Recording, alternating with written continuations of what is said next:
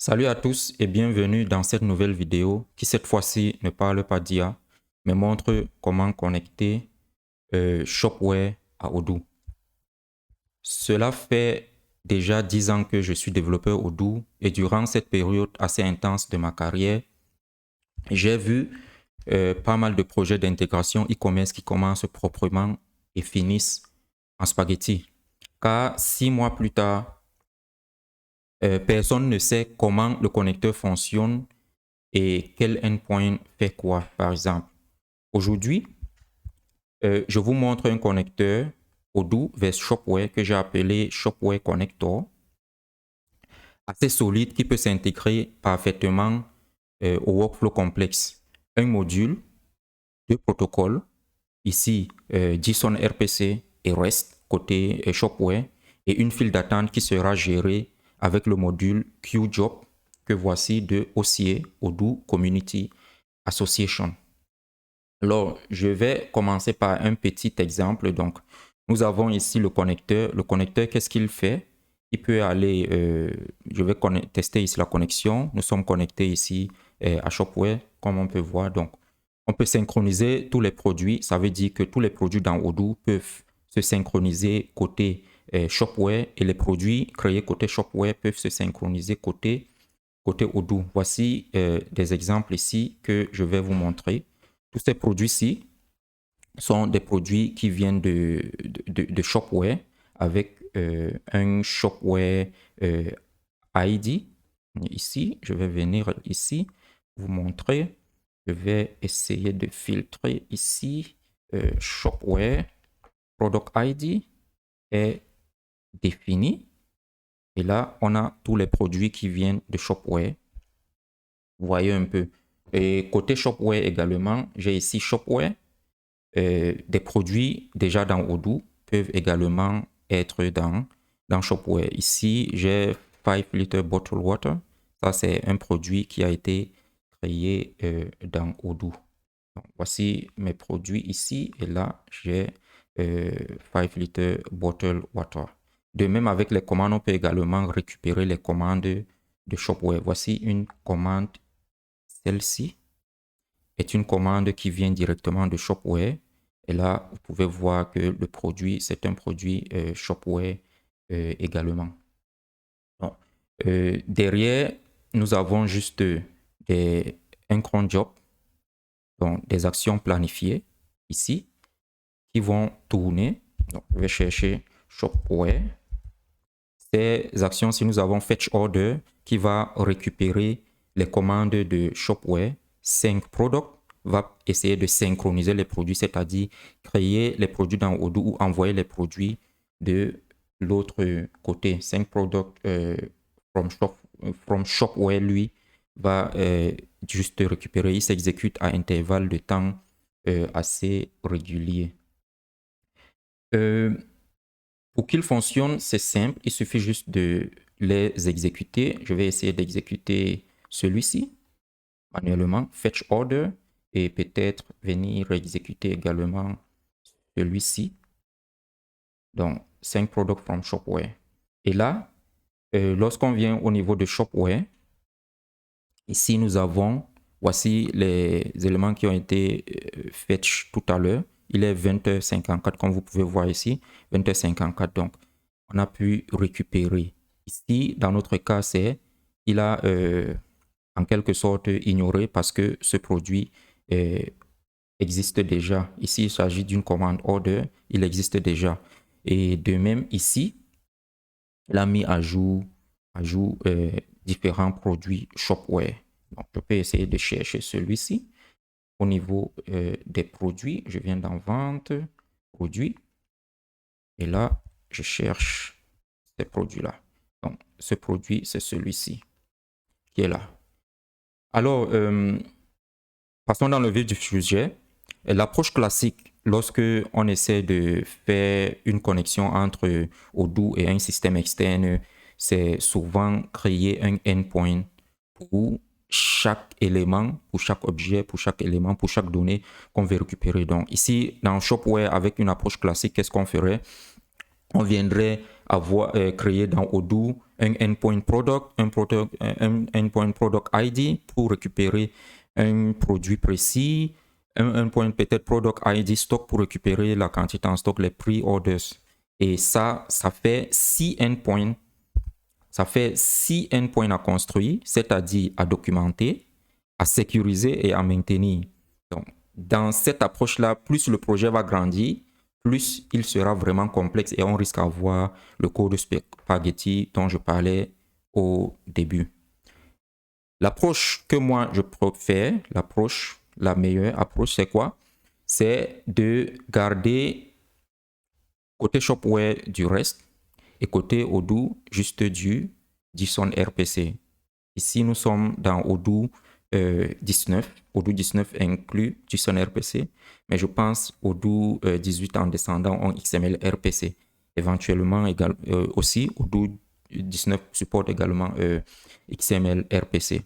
Du coup, au niveau du connecteur, on va tout simplement venir définir un service qui va permettre de faire des get, des patchs, donc qui va permettre de récupérer, d'afficher ou de modifier. Et côté Odoo, on va juste utiliser les fonctions internes d'Odoo qui vont permettre de mettre à jour ou de créer de nouveaux,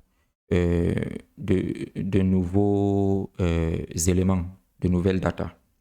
Alors, pourquoi RPC est le protocole naturel d'Odoo? Parce que Odoo, lui, il ne supporte pas REST. Il supporte le RPC. Et comme je le disais, il supporte le XML RPC, XML RPC et JSON RPC que voici. Alors, pourquoi? Justement, lorsque vous êtes au niveau d'Odoo, au niveau de l'interface utilisateur, je vais revenir à ce niveau, au niveau d'Odoo. Donc, vraiment Odoo, ok. Je suis ici sur Odoo et si j'essaie d'ouvrir une commande, la question que je peux vous poser, c'est quelle est la différence entre ce bouton confirmer et peut-être un bouton, je ne sais pas, un bouton qui permet de passer une commande ici au niveau de Shopware. Shopware, lui, il fonctionne en arrière-plan avec Symfony et Vue.js. Donc, lorsqu'on clique sur Add to Shop Card ici, il y a un appel REST qui est envoyé. Donc, et côté Odoo, qu'est-ce qui se passe? Côté Odoo, nous avons plutôt un appel XML RPC. Et cet appel XML RPC, comment est-ce qu'il se passe? Je vais essayer de fermer ceci et ceci. Cet appel XML RPC ou JSON RPC, comment est-ce qu'il se passe? Donc, au niveau de l'interface, lorsque vous cliquez sur confirmer, il y a un JSON RPC qui est lancé. Donc, et lui, il va essayer d'appeler au niveau de l'ORM execute KWC pour mettre à jour les données. Donc, lorsque vous cliquez dessus, c'est un appel JSON RPC et une sorte de payload sera envoyé. Donc, un payload comme ceci, je ne peux pas écrire à ce niveau, un payload avec les données sous format JSON RPC. Ça veut dire quoi? Au niveau d'Odoo, vous pouvez directement appeler ici. Je vais activer le mode développeur. Vous voyez, au niveau d'Odoo, vous pouvez directement appeler la méthode action confirm que vous pouvez voir ici. Donc, lorsque je fais le hover dessus, vous voyez Action Confirm. Avec Odoo, vous pouvez directement l'appeler. Et également, hors d'Odoo, peut-être vous pouvez être dans Shopware, écrit une requête XML RPC qui peut directement appeler Action Confirm. Et derrière Action Confirm, on a un ensemble d'actions qui sont exécutées pour permettre de confirmer ce bon de commande. Donc, par design, parce que Odoo, sur le plan métier, sur le plan business, fait intervenir plusieurs modèles, notamment les produits, les stocks, les dates d'expiration et tout ça, va plutôt packager tout ça et exécuter ces éléments-là au niveau d'un action confirm, par exemple ici, et qui se fait à travers du XML RPC ou bien JSON RPC. Du coup, lorsque Shopware envoie une commande et que le connecteur la reçoit, il y a un appel JSON RPC ou XML RPC qui est fait. Donc, côté intégrateur, il n'aura qu'à définir le RPC côté Shopware et il ne touche rien côté Odoo. C'est-à-dire qu'il ne construit rien côté Odoo, il va juste utiliser ce qui existe. Comment ça fonctionne? Chaque système ici va parler son protocole vraiment assez natif. Ça veut dire quoi? Lorsque je décide de faire un fetch order, j'aurai côté Shopware un ensemble d'API. Je vais créer une intégration API. Donc ici, je passe ici dans Settings, Integrations. Donc on crée l'intégration ici qui a l'API qui est la clé API key. Ensuite, il est envoyé ici. Donc le Shopware Connector dans Odoo, le module Shopware Connector a un modèle Shopware Connector qui va permettre de faire des vérifications au niveau de l'API key. Donc, je suis ici dans Shopware. Là, j'ai Shopware. Et là, au niveau des configurations, j'ai ici mon connecteur. Donc, au niveau de mon connecteur, tu passes l'URL, tu passes le client ID et tu passes l'API key. Et là, tu as une connexion avec Shopware. Donc, ensuite, en cas de fetch order, qu'est-ce qui se passe? Odoo va essayer toutes les 5 minutes de faire ce fetch order-là. Donc, il va exécuter le process order qui va lui également appeler un fulfill order qui fonctionne en asynchrone. En appelant le fulfill order, nous aurons un ensemble de jobs ici. Ça, ce sont des jobs là qui va permettre à travers qui appelle ceci et qui va en arrière-plan exécuter de manière asynchrone. Ce qui fait qu'on peut exécuter une centaine, même 1000 jobs au même moment, juste en utilisant la file d'attente QJob. Et ce qui est intéressant également, c'est que en cas d'erreur, nous avons l'erreur parfaite. Donc, il est facile pour celui qui maintient Odoo de venir et de voir ce qui se passe côté Odoo, pourquoi un élément précis n'a pas été exécuté. Du coup, Odoo, lui, par la suite, va envoyer. Donc, lorsqu'il va vouloir envoyer des produits côté Shopware, il va également faire la même chose.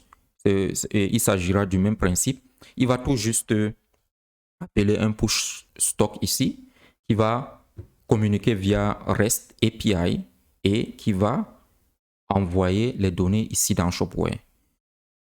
Qu'est-ce que ça signifie? Cela signifie que la communication ici entre Odoo et Shopware se fait via REST et les communications entre Odoo et Odoo, elles, se font avec JSON RPC ou bien XML RPC.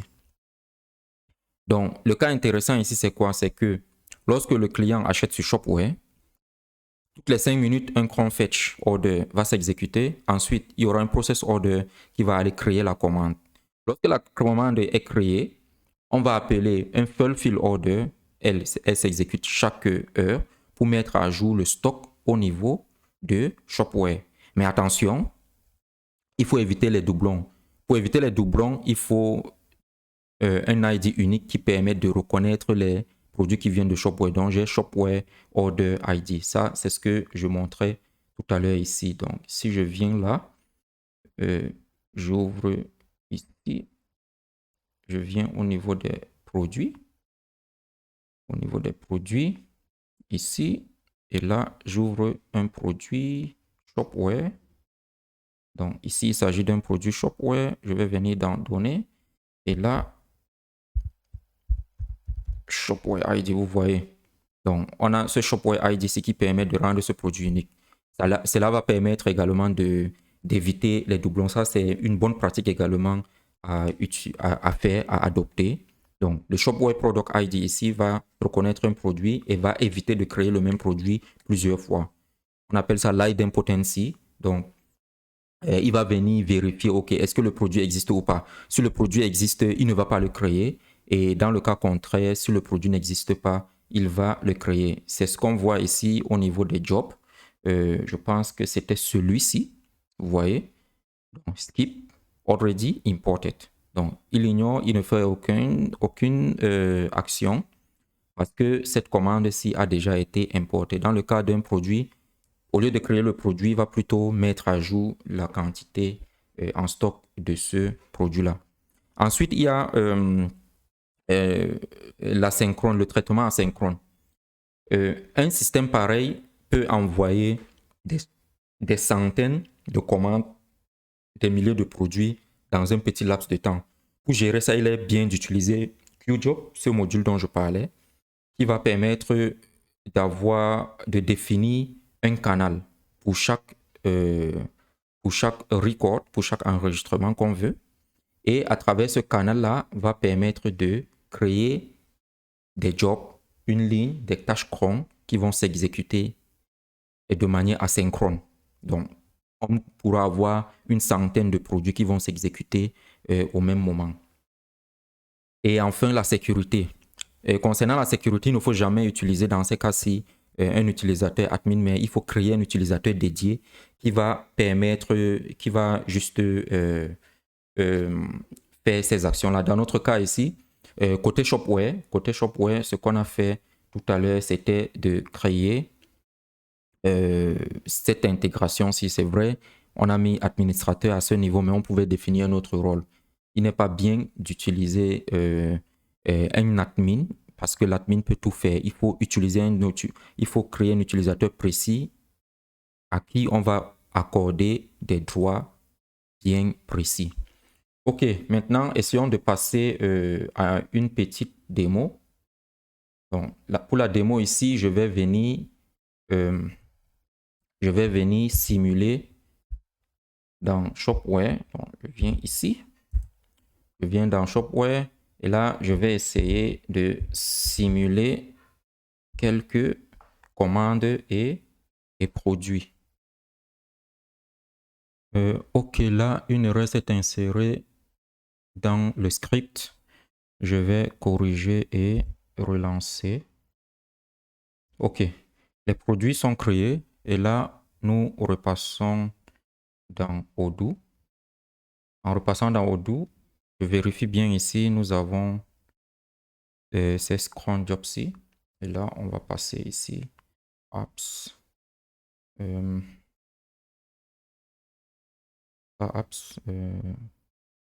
paramètres. Et là, nous allons exécuter les cron jobs, action planifiée. Action planifiée, shop. Là, nous allons les exécuter. Exécuter et exécuter. Ok, les jobs sont exécutés. Venons ici. Et là, nous avons entre autres 164 jobs au total avec quelques 34 qui ont des erreurs. Ok, et là, nous passons au niveau de Odoo. On de voir les commandes. Nous avons plusieurs commandes. Nous sommes maintenant passés à 86 commandes. Voici une commande de Inès Moreau. Et puis, dans les produits, ici également, nous avons un ensemble de plusieurs produits qui ont été créés comme Inf Camomille. Ici est un nouveau produit. Également, lorsque l'avantage d'utiliser QJob, c'est que même lorsque Odoo ne fonctionne pas, on peut essayer de faire quelque chose et plus tard, lorsque Odoo revient, il va également récupérer. Donc, je vais venir ici, je vais essayer de stopper Odoo. On va stopper Odoo. Donc, je viens ici, je stoppe Odoo. Donc, stop. OK. Là, Odoo, il est stoppé. Il est stoppé. Je viens là. Donc, côté Shopware, on va une fois de plus essayer de créer de nouvelles données. Donc, on va simuler des clients et des produits ainsi que des commandes. Vous voyez, donc Odoo, lui, il ne fonctionne pas. Et lorsque on va redémarrer Odoo, le cron job va également s'exécuter. Les cron jobs qui sont en arrière-plan ici vont également s'exécuter. Vous voyez ici, UJob Runner Channel. Donc, chacun a été exécuté. Je vois ici le channel root, channel shopware order, channel shopware production. Chacun était exécuté. Donc, on vient ici au niveau d'Odoo. On vérifie. On vérifie ici. Nous passons à 165 au lieu de 164. Donc, il y a 2 jobs qui se sont exécutés. Et là, côté produit, nous sommes à 86. Là, nous sommes à 43 produits. Paramètres. On peut essayer également de venir ici dans Shopware. Configuration, connector. Nous avons ceci, ce bouton-ci qui va permettre de mettre à jour tous les produits. Vous voyez, les jobs sont en train de s'exécuter ici. Shopware, coffret, donc un job par ligne ici. Il a créé coffret, il a créé, il a mis à jour ici 5 bottle water, ainsi de suite. Donc, également, dans les actions planifiées, je viens ici, action planifiée, Shopware, pour récupérer les ordres, exécuter. Là, toutes les commandes également vont être exécutées. Nous passons maintenant à 116 commandes, dont une commande de Camélie Duval. Shopware également, côté Shopware, nous avons des produits ici. Voici, nous avons coffret miel. Nous avons tous nos customers. Nous avons tous ces customers ici. Essayons de rechercher Duval. Nous avons Camille Duval ici avec tous ces ordres. Nous avons ce RCH 028. Non. Ici, on n'a pas récupéré le nom RCH 028. OK. La connexion, elle fonctionne. Le principe, il est là. En conclusion, on a vu le connecteur en action. Un module Odoo qui communique en REST côté Shopware, dit son RPC côté Odoo, et QJob qui vient en quelque sorte se positionner entre les deux pour nous permettre de conserver de meilleures performances. Et même avec Odoo indisponible, on a pu créer plusieurs commandes sans doublon. Et cela montre à quel point cette architecture-ci, elle est vraiment importante. Cette architecture, elle est vraiment importante. Donc, après 10 ans sur Odoo, c'est vraiment le pattern que j'ai aimé voir sur les projets d'intégration sur lesquels j'ai travaillé. Donc, si vous avez un cas d'intégration similaire ou des questions, dites-le en commentaire. Et on se dit rendez-vous dans exactement 2 semaines pour une prochaine vidéo.